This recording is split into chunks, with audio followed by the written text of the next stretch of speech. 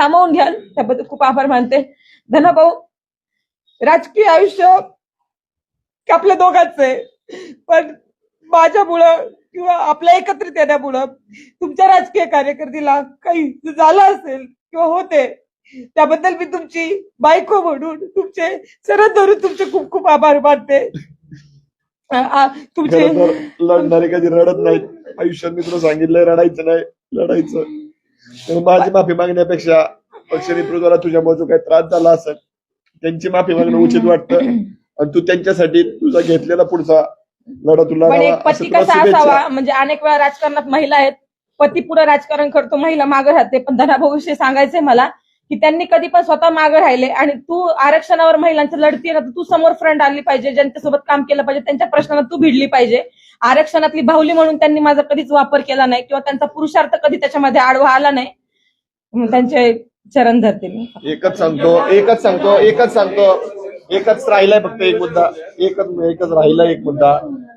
महाराष्ट्रभरातनं आमच्या प्रगतीवरती, आमच्या सामाजिक कामावरती अनेकांनी वेगळ्या प्रतिक्रियेतनं गेले 6 महिने माझ्या प्रभाग क्रमांक 1 मधल्या राजकीय विरोधकांना याच पत्रकार संघाच्या प्रेमायसेस मध्ये एक कुरघोडी केली.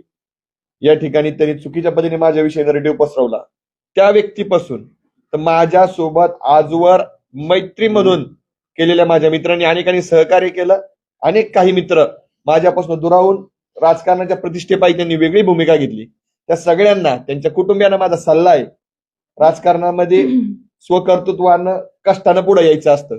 कोणाला तरी मिळालेलं हिरावून घेण्यासाठी, कोणाला तरी मिळतंय म्हणून त्यांना बदनाम करण्यासाठी, कोणाची सुपारी घेऊन किंवा गट्स नसताना राजकारणामध्ये पुढे येऊन कोणाला संपवण्याचा प्रयत्न करू नका. थोड्या वेळासाठी आज झोपताना तुम्ही आनंदी झोपाल, परंतु ईश्वर नियतीचा नसेल तरी तुम्हाला माफ करणार नाही.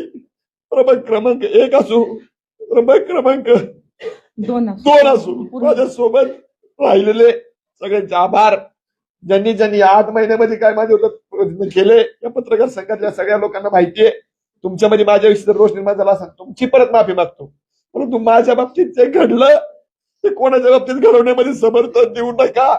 ज्या 1 मधल्या व्यक्तीनं हे केलं त्याला 1 मधल्या लोकांनी पाडावं, आणि 2 मधल्या लोकांनी पण केलं त्यांनाही पाडावं, आणि 8च्या 8 कमळ त्या 2 प्रभागांमध्ये उमलावेत ही अपेक्षा व्यक्त करतो. जे चुकलेत त्या 2 महिन्यात त्या मित्रांना देखील सल्ला आहे, ज्यांनी मदत केली त्यांनाही सल्ला आहे. मी तुमचाच आहे, मी तुम्हाला काही दुजा भावाची वागणूक देणार नाही, पण परत काम करा आणि संधी मागा, कोणाच्या पाठीत खंजीर खुपसू नका. आम्ही लढणार नाही आहोत.